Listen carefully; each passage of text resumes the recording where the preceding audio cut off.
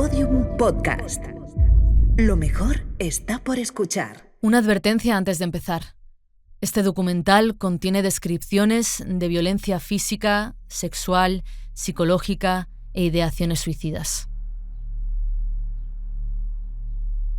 Y cuando yo veo toda la ropa ahí, o sea, fue para mí tan triste, fue tan frustrante. No habían pasado ni un par de semanas desde que Ángela, por primera vez, había colocado su ropa en el armario de su nueva casa, y ya la tenía de nuevo en la maleta. Él la echó de casa y le devolvió sus cosas así, metidas en una maleta de mala manera. Estaba muy ilusionada con la casa, con mi espacio. Llevaba un año necesitando tener mi espacio.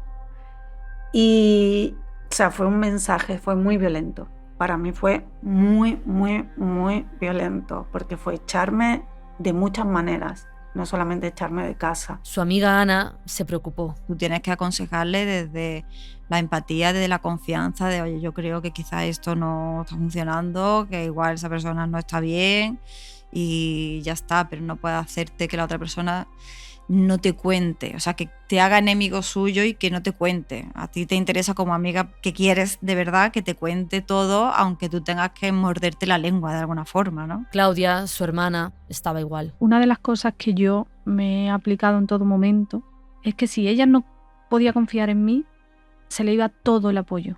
Entonces, yo no podía ni siquiera hablarle mal de él. Con lo cual me he cuidado mucho, incluso con mis malos pensamientos sobre él, de transmitírselo así. He preferido que pueda levantar el teléfono y llamarme ante una situación extrema, y por mucho que yo pensara, esto no puede ser, si ella decidía volver, tenía que confiar en mí. Ángela pasó unos días fuera de casa, pero volvió.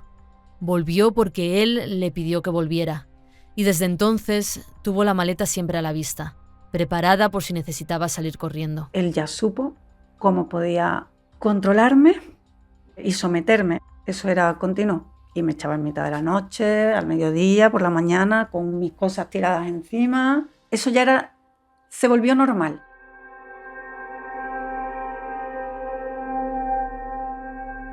Cada vez que él la echaba, Ángela se iba a Sevilla, a casa de su hermana, avisándola de pronto, sin apenas antelación. A veces le decía que habían discutido, pero otras no. Yo, siempre que mi hermana entraba por la puerta de mi casa, mi pareja y yo nos mirábamos y sabíamos cómo venía. Si venía en modo miedo o venía en modo tenemos una buena semana. Yo ya evidentemente sabía que la cosa no estaba bien, y a ella tampoco le podía decir, y yo entiendo que lo que ha pasado es esto, porque también es tocarle su vulnerabilidad y su autoestima, de decir que estoy muy mal.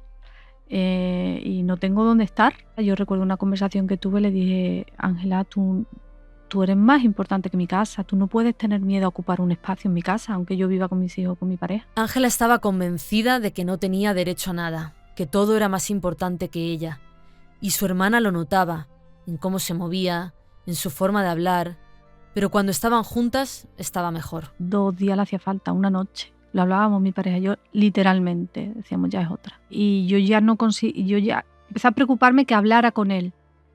O sea, yo sentía que si hablaba conmigo mejoraba, pero que si hablaba con él empeoraba.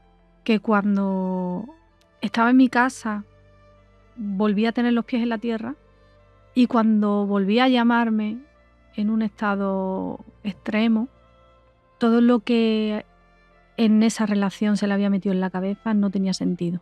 Y yo todavía no entendía el por qué. Claudia se sentía también víctima de la manipulación de él. Casi consiguió atraparla. Recuerdo un día que estuvieron en mi casa durmiendo. Yo observé que cuando él hablaba conmigo, ella se sentía nerviosa y ella no estaba cómoda con cómo él hablaba de ella, haciendo como si ella no estuviera. Y es desagradable.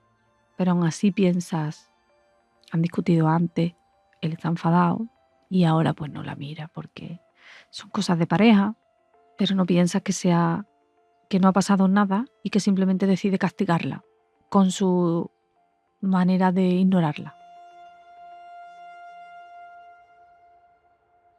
Esa noche cuando empezamos a hablar Ángela y yo, él estaba durmiendo en una habitación que está cerca de donde estábamos hablando, y él tiene un oído muy fino. Y Ángela con mucho miedo decía, pero baja la voz, pero baja la voz.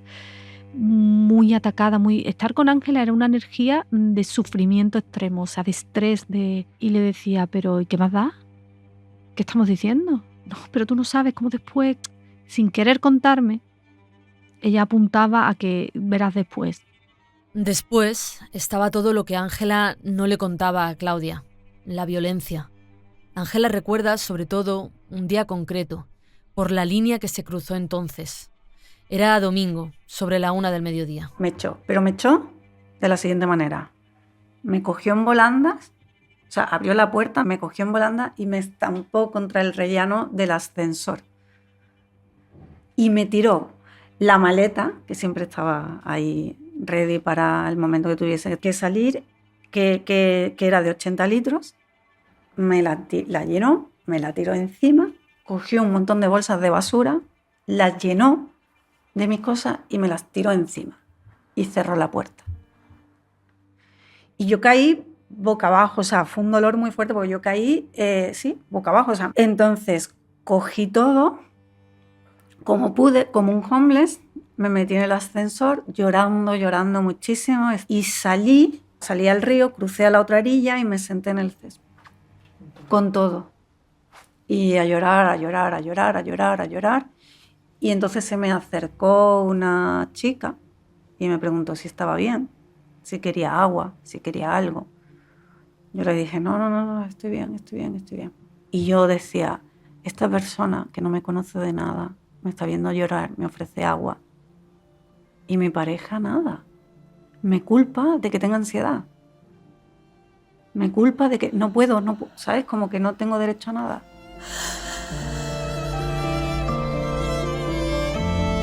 Soy Sara Selva y esto es No sé cómo era antes, un documental de Podium Podcast.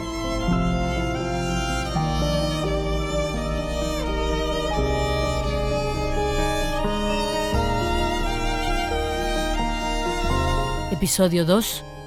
Mala.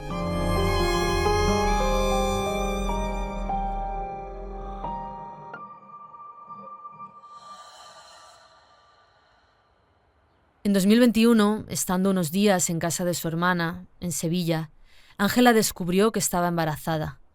No tenía ninguna intención de ser madre, no al menos en esas circunstancias. Se jugaba la vida y ella lo sabía. Y a ella le costó mucho esa decisión, aunque la tuviera tomada prácticamente desde el principio. Le costó muchísimo dar el paso, sentirse fuerte físicamente para poder hacerlo y gestionarlo mentalmente como persona y como pareja. Fue muy duro. Estaba en las últimas, la verdad. Ángela y él lo hablaron. Él le dijo que quería tenerlo, pero Ángela consiguió hacerle ver que en el estado en el que estaban era imposible. Decidieron interrumpir el embarazo y hacerlo juntos, en Madrid. Claudia no estaba de acuerdo. Prefería que Ángela lo hiciera en Sevilla, con ella. Pero no se lo dije. Porque por un lado pensaba, es lo que yo haría si tuviera pareja, es lo normal. Pero por otro lado decía a mi pareja, pero es lo peor para ella. Allí no va a estar acompañada. Él no la va a ayudar. Y ella está en peligro. Yo siempre he pensado que ella está en peligro, he sentido que estaba en peligro. Entonces decidió hacerlo allí. Yo me encontraba muy mal y entonces el día antes de la intervención nos vamos a la cama y me empieza a insultar. Y no sé por qué. Y entonces yo cojo y me levanto para irme a dormir a la habitación de la hija y decir, no tengo por qué tolerar esto. Y entonces en ese momento él me agrede, me pega en la cara, me tumba en él, que de hecho me hizo aquí un corte, me tumba en la cama y empezamos a forcejear. Yo estoy intentando salir de la cama y él no me deja. Entonces él me bloquea con todo el cuerpo, con las rodillas, intento, no lo consigo. Claro, me tira varias veces pegándome y entonces me agarra y me deja toda la noche bloqueada para que no me mueva. A la mañana siguiente, muy temprano, nos despertamos, vamos a la clínica, me hacen una ecografía, me llevan a quirófano, me duermen, me quedé dormida y cuando me desperté, que ya había pasado y tal, me desperté llorando, pero llorando llorando mucho y ahogándome, y todos, ¿qué te pasa? ¿Qué te pasa? Y yo no podía hablar y yo estaba llorando y estaba muy mal, sentía un dolor muy emocional muy profundo, porque yo no quería, pero sí me había afectado, porque yo a esta persona la quería muchísimo y sí me había afectado mucho este proceso. Y entonces, volviendo con la sedación, todavía, ya cuando me dan el alta estamos volviendo en coche, porque esto estaba bastante lejos, vuelve a discutir conmigo y a sacarme un tema que no venía a cuento de otra cosa. Y yo le dije, ni en este momento voy a tener un poco de paz, o sea, ni en este momento tampoco. Y la discusión escala y me echa del coche. Entonces tengo que volver caminando. Ángela tuvo que caminar durante horas, aún con los efectos de la sedación. Pasaron 3-4 horas sin poder volver a entrar en su casa. Su casa, la que ella pagaba todos los meses. No pudo entrar hasta que él se lo permitió. ¿Por qué me has abandonado?, le solía decir en esas circunstancias, responsabilizándola a ella. Ángela volvió y todo empezó de nuevo, otra vez.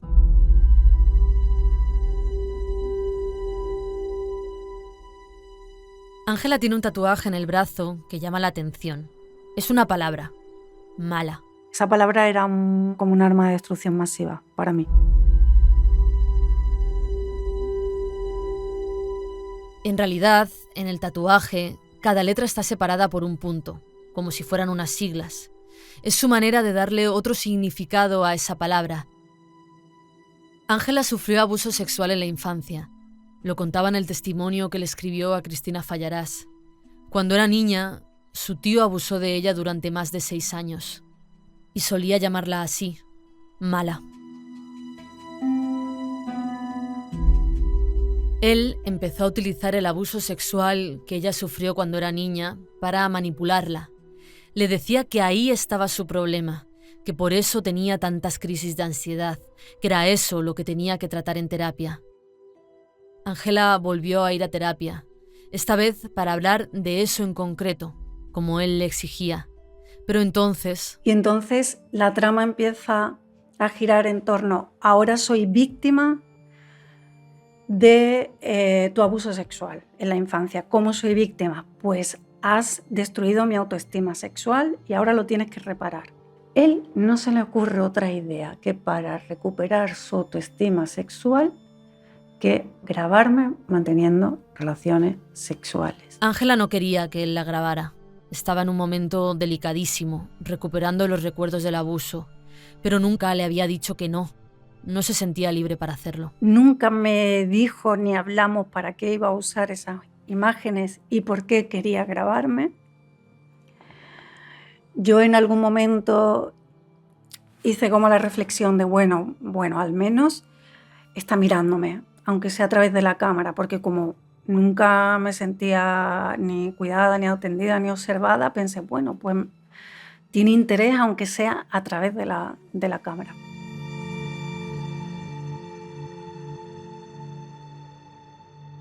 Él siempre hablaba de mi cuerpo, despojándolo o sea, me deshumanizaba y decía todo el tiempo, es que tú siempre has sido el cuerpo que yo he querido follarme.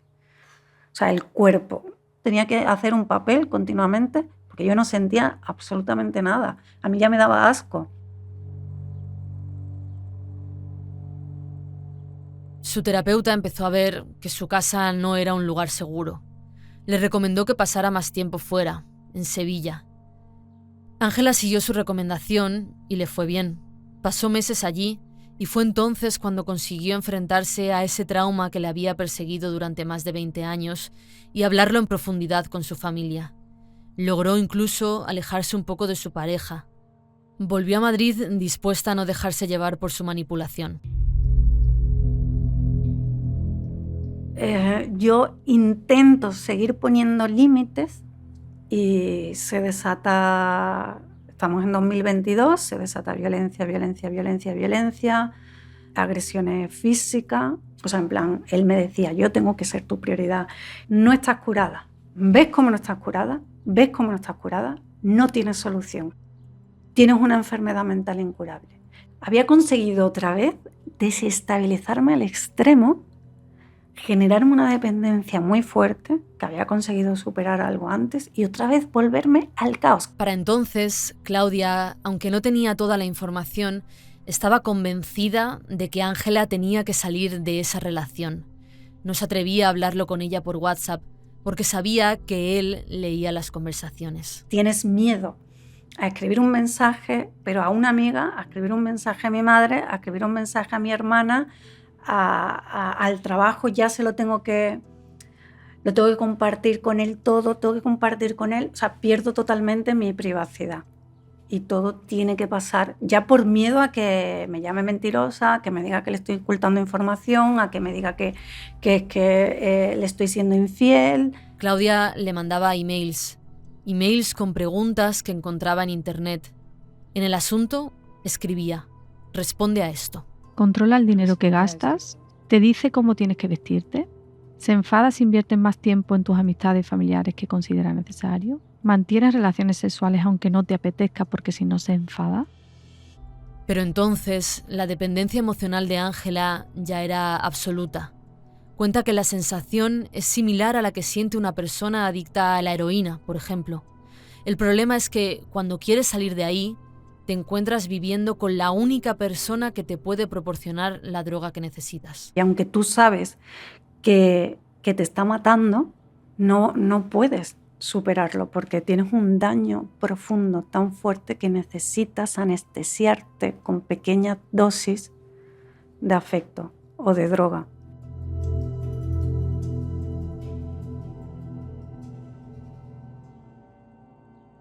Esta no es la primera vez que Ángela cuenta su historia.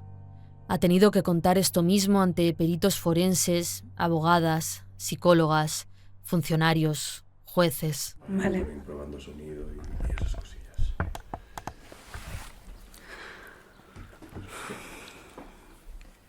Vale. Bueno, Nos quedamos el viernes. a ver si me lo recordáis. Nosotros la entrevistamos durante más de 20 horas, en 7 sesiones diferentes. Llegábamos a su casa y nos íbamos siempre 3 horas después. Los 3 sintiéndonos mal, culpables. Ella por dejarnos con los detalles de su historia en la cabeza. Y nosotros por forzarla a tener que recordar todo otra vez.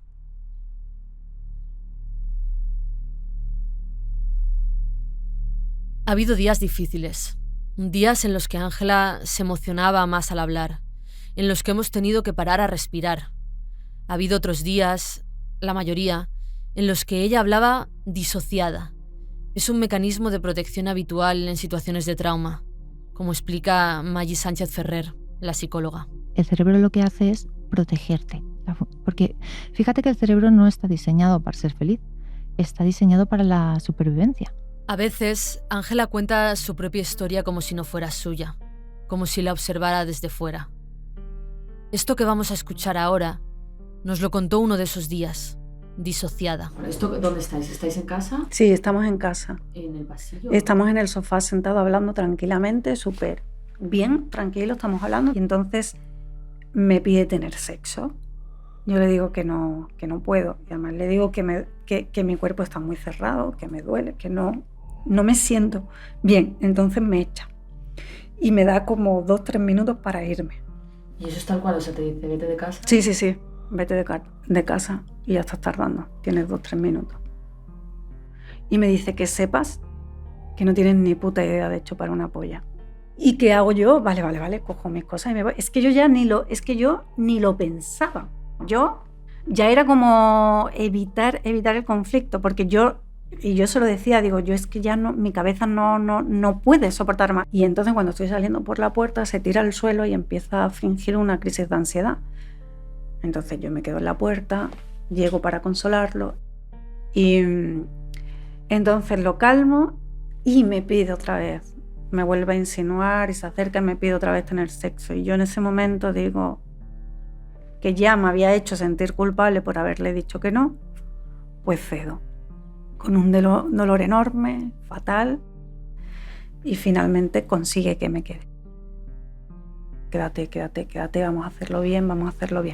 Digo, venga, vale, pues me quedo. Dice, mañana pasamos todo el día juntos, pasamos el fin de semana juntos, nos despertamos, él se va. Yo digo, vale, hago la comida y te espero para comer. Y de repente me recibo una llamada, no, sí, ya estoy saliendo, voy, nos vemos, no sé qué. Yo, sí, claro. Y de repente no aparece, desaparece. Y entonces me quedo así, digo, no estoy entendiendo nada. Entonces trato de localizarlo, no consigo localizarlo, le mando un mensaje, empieza a darme una crisis de ansiedad, en plan, no entiendo nada. Pasaron horas hasta que él por fin le cogió el teléfono. Digo, es que no entiendo, ¿sabes? Me estás volviendo loca, no sé lo que quieres. Dime qué quieres.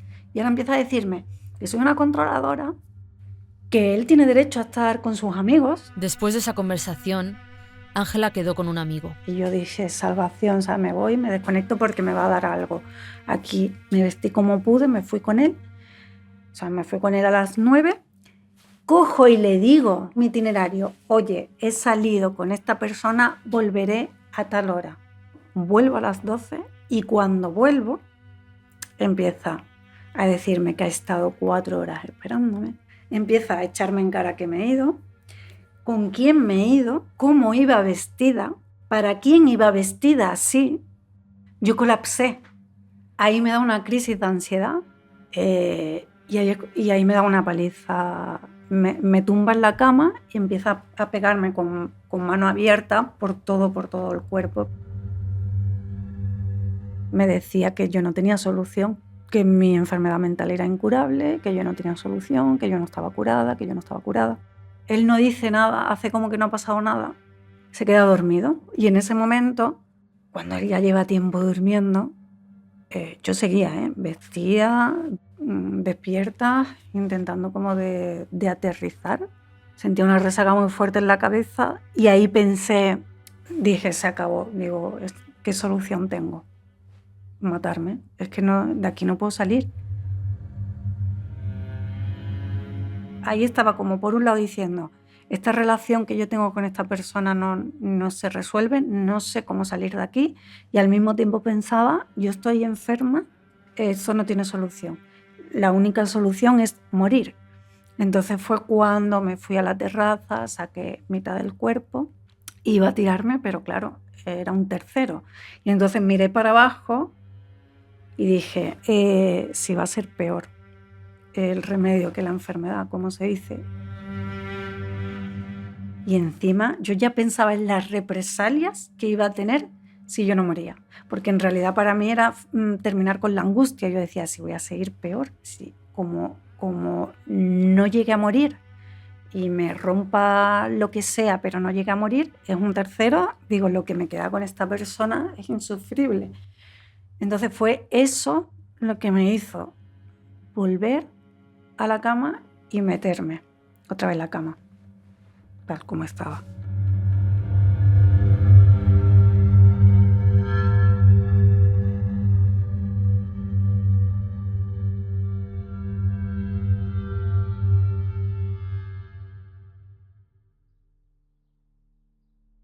A la mañana siguiente, él se levantó y se fue a trabajar.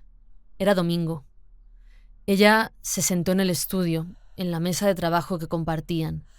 Acababa de terminar el rodaje de un spot y tenía que ordenar el material, pero no tenía memoria en su ordenador, así que cogió uno de los discos duros que había encima de la mesa. Típico de nuestra profesión, pues vas acumulando muchísimos discos duros y había discos duros externos en la mesa.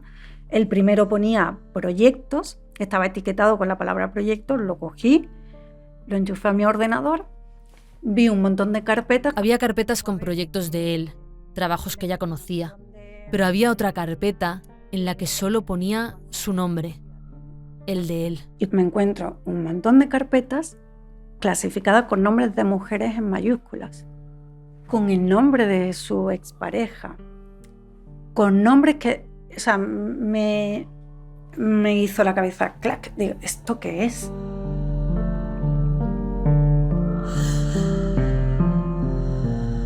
No sé cómo era antes es un documental de Podium Podcast y Ser Podcast. Las entrevistas, la investigación y el guión los he realizado con mi compañero Manu Tomillo. El diseño sonoro es de Elizabeth Búa. La edición es de Ana Rivera. Gala Pérez Iniesta ha compuesto e interpretado la música original. La producción musical y electrónica es de Nelken y la mezcla y el mastering de Nicolás Sabertidis. La producción ejecutiva es de Miriam Hernández y María Jesús Espinosa de los Monteros. El diseño gráfico es de Agencia Player.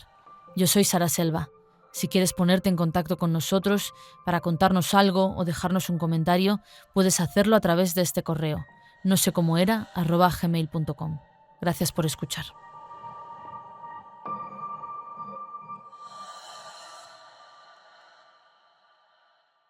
Escucha todos los episodios en Podium Podcast y todas las plataformas de audio.